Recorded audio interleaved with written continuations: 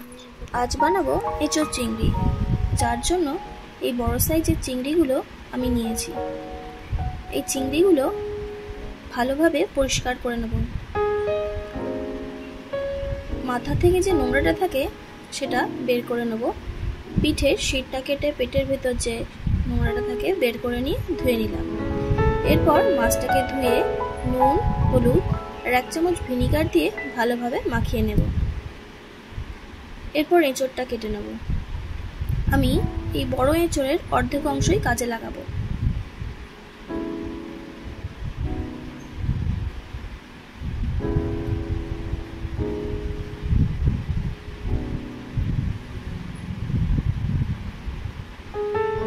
এরপর এঁচোড়গুলোর একটু বড় বড় সাইজে করে কেটে হলুদ জলে দিয়ে দেব।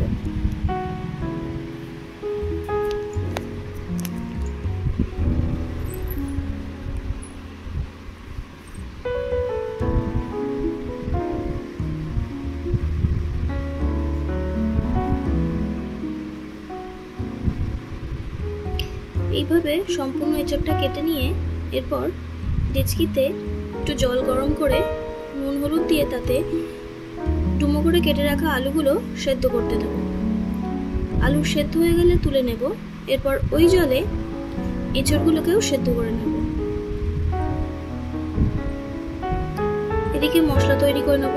1 চামচ ধনে, 1 চামচ জিরে, 2 থেকে 3টে শুকনো লঙ্কা, 2টো কাঁচা লঙ্কা, 1টি গোটা আদা ও কয়েক কোয়া রসুন জল দিয়ে পেস্ট করে নেব। কিছু টমেটো পেস্ট করে নেব। এরপর কড়াইতে তেল গরম করে আলুগুলোকে ভেজে নেব।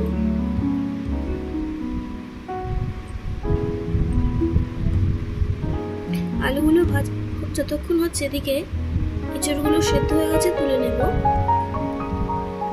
আলুগুলোকে তুলে নিয়ে ওই তেলেই চিংড়ি মাছগুলো হালকা ভেজে নেব। খুব বেশি ভাজবো না, 2 থেকে 3 সেকেন্ড একটু নাড়াচাড়া করে নিলেই হবে।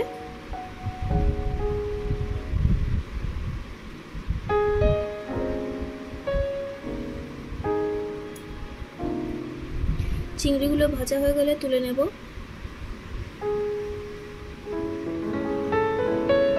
এরপর ওই তেলেই 1টি শুকনো লঙ্কা, 2টো তেজপাতা, গরম মশলা, অল্প জিরে ফোড়ন দিয়ে নেব। এরপর কুচনো পেঁয়াজ দিয়ে ভালোভাবে ভেজে নেব। এরপর 1 চামচ হলুদ, 1 চামচ কাশ্মীরি লঙ্কার গুঁড়ো আর বেটে রাখা মশলাটা দিয়ে দেব।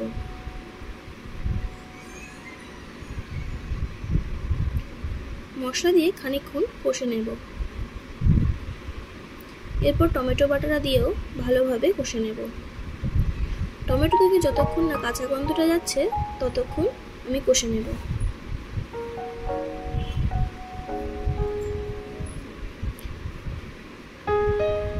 মশলা যাতে পুড়ে না যায় তাই জন্য আমি মশলা ধোয়া একটু জল দিয়ে ভালোভাবে নেড়ে নিলাম। এরপর ভেজে রাখা আলু দিয়ে তাতে নুন আর সামান্য ব্যালেন্স করার জন্য অল্প চিনি আর এঁচোড় দিয়ে ভালোভাবে কষিয়ে নেব।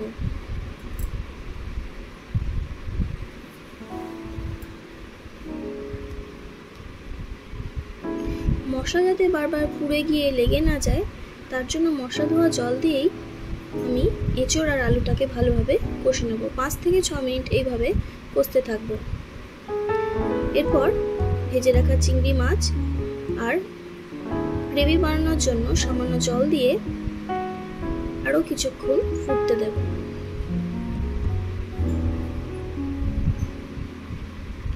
দু থেকে 3টে কাঁচা লঙ্কা দিয়ে দিলাম। খানিকক্ষণ হয়ে গেলে 1/2 চামচ গরম মশলা আর ঘি দিয়েই রান্নাটা শেষ করব। রেসিপিটি যদি ভালো লাগে অবশ্যই চ্যানেলটিকে সাবস্ক্রাইব করবেন এবং কমেন্ট করবেন যে রান্নাটা কেমন হলো।